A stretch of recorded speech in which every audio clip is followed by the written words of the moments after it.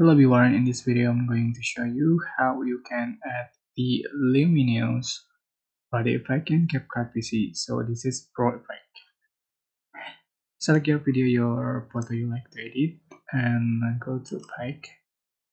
Select the body effect, and on the trending you can find the Luminous. Luminous dissolution. Just download it,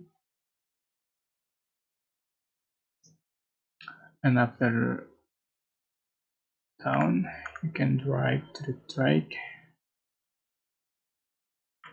Just wait. Alright, this is Pro effect. You have to join Propers to be able to use this effect. Alright, so takes a long time. Alright, just body duration or something. And this is the final effect.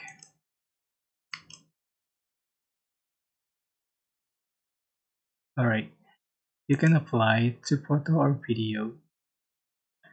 Yeah, it's so basically, but I hope this tutorial was helpful for you guys. Don't forget to like, comment, share, and also subscribe. Thank you so much for watching.